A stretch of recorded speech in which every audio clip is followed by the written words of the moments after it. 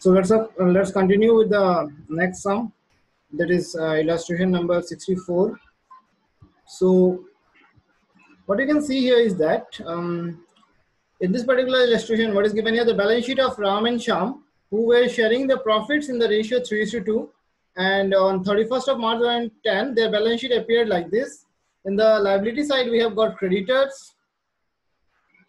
Okay, in the liability side, we have got creditors 28,000, employees provident fund 12,000. Remember, never take employees provident fund. Okay, and never consider it as a general fund from the general fund created from the profit of the partner. Okay, it is totally a fund which belongs to the employees. It doesn't belong to the partners. Clear? So don't take it. Then the other one is general reserve. This belongs to a partner. It will be transferred to partner's capital account. Then we have got capital account, and the asset side we have cash at bank. Debtors with a provision of 5,000 coming to 60,000. Stock is there and investment is there. Clear? Now moving back to the moving down to the adjustment, we can see that they have admitted Mohan on 1st April 2010 for 1/5 share. Mohan will get 1/5 share, right? On the following terms, what are the terms? Mohan shall bring 60,000 as his share of premium for goodwill. Okay, Mohan will bring how much? 60,000 as his premium for goodwill. Clear? After that, what is told here? That unaccounted accrued income will be 1,000 for, okay, try to understand. The unaccounted accrued income means there is a income which is supposed to be received to me, okay, which is supposed to be received by me, okay, which is supposed to be received by me, receivable by me, but we have not received yet. Of how much? 1,000 rupees. Okay, that means it is simply unrecorded asset. Accrued income is income which is to be received. Okay, so that particular 1,000 will be taken as an unrecorded income. So what is the journal entry for that? It is that is accrued income account debit 1,000 to revaluation account 1,000. Clear? Then next one, the market value of investment was 45,000. Earlier the investment was of 50,000. Now loss of 5,000, and we don't have investment fluctuation fund also. Can you recall that investment fluctuation fund is to be there? It is not there. So total loss of 5,000 will be there. So this 5,000 loss will be shown as revaluation debit side, isn't it? Journal entry will be revaluation account debit 5,000 to investment account 5,000. Then debtors whose due was 5,000 were written off as bad debt. Okay, in the debtor 5,000 amount of money was supposed to be due, that is totally written off, loss. Okay, no, there is certain different thing. It's not that, there's something different. What is given here? They were earlier written off. Okay, the debtor whose due of 5,000 were earlier written off. Okay, this written off means earlier we thought it to be bad debt, he will not give. It might be that he has been transferred somewhere else, or he is not reachable. So that is why we thought that the 5,000 is finished, bad debt. But now what happened? He paid how much? 4,000 in full settlement. But he paid that 4,000 amount. Okay, so he paid that 4,000. That means it's a profit for us. Revaluation will be credit. Clear? So revaluation will be credit. So what will happen with this? We'll call it as bad debt recovered account. Okay, bad debt recovered account debit. Okay, in the bracket you can write like this: bad debt recovered account. You write the entry like this: bank account debit to revaluation account. In the bracket, bad debt recovered. Okay, bank account debit 4,000 to revaluation account. In the bracket you write down bad debt recovered. Okay, then coming to the next one, Mohan is going to bring capital to the extent of 1/5 of the total capital of new fund. You have to find out the new fund's capital, and accordingly you have to do it. Clear? And we have to prepare revaluation account, partners capital account, and balance sheet. Now in this particular situation, what you have to do, first of all, we'll prepare the account. So let's prepare the account. Revaluation account is ready, capital account is ready, and balance sheet is ready. Then what we will do, transfer the opening balance. So by capital, the capital account by balance brought down, what will happen? By balance brought down in Ram and Sham, by balance brought down 60,000, 40,000.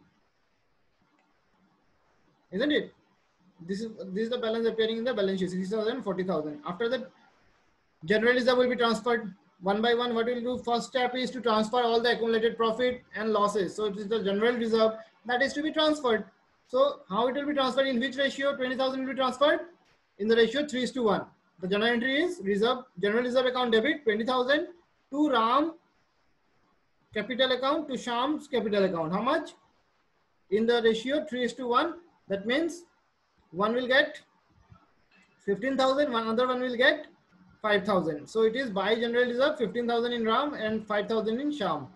Next our work is to do the revaluation account. So in revaluation account only two things are there. One is the unaccounted accrued income which will come in the revaluation credit side, and the other one is decrease in the investment that will come in the debit side of 5,000.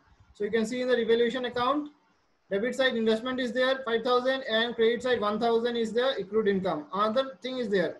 What is the other one? Bad debtor, that is, which was earlier we thought to be a loss of 5,000 and we wrote it off as bad debt. Now he is going to pay 4,000. So nothing is going to be added with the debtors. Only the thing is that he is paying. So the entry will be bank account debit to revaluation account. So revaluation credit side by bank. In the bracket you can mention it, bad debt recovered. How much? 4,000. Clear? Okay. Now let's find out whether there is a profit or loss on revaluation. We can see that in the debit side it is 5,000 total, and the credit side also 5,000. So both the debit side and the credit side total is same, isn't it? So if the total of both the debit and the credit is same, so nothing to do here. Nothing to, no profit, no loss. So nothing to do here. Clear? Now let's move to the next one, goodwill. The premium for goodwill was how much? 60,000. Who will get it? The sacrificing partner. So I told you already that if the new ratio is not mentioned, the old ratio will become the sacrificing ratio. That is 3:1 will be the sacrificing ratio. So who will get it? What is the journal entry for premium for goodwill? First of all, when he will bring, what is the entry? Bank account debit 60,000 to premium for goodwill. How much? 60,000. After that, premium for goodwill account debit 60,000 to Ram to Sham's capital account. How much? In the ratio 3:1. So 60,000 in the ratio 3:1, it will go how much? 3:1. It will be 45,000 and 15,000. So in the credit side of Ram and Sham's capital account, by premium for goodwill 45,000 and 15,000. Clear? Now nothing else is there. Point number 1 is done, 2 done, 3 done, 4 done. Now the last one. So for the last one, what we have to do? Capital adjustment. So double adjustment will be required. So let's do the adjustment. First of all, we'll do the balancing here. And we can see that in Ram's capital account, after balancing, it is 1,20,000. And in Sham's balancing, it is 60,000. Clear? Same way the balance will be brought down here because we have to do the balancing again. Now we can see the total of Ram's capital is 1,20,000 and Sham's capital is 60,000. So it total add up to how much? 1,80,000. So 1,80,000 is the total capital. So out of 1,80,000, okay, 1,80,000, what is their share? Let's find out. The share of Mohan is 1/5. That means remaining is 4/5. Clear? Remaining is 4/5. So for 4/5 share, Ram is giving 20,000, 1,20,000 and Sham is giving 60,000. The total is 1,80,000. That means for 4/5 share, the total capital is 1,80,000. So what will be the combined total capital? Total capital of the whole firm, reciprocal, isn't it?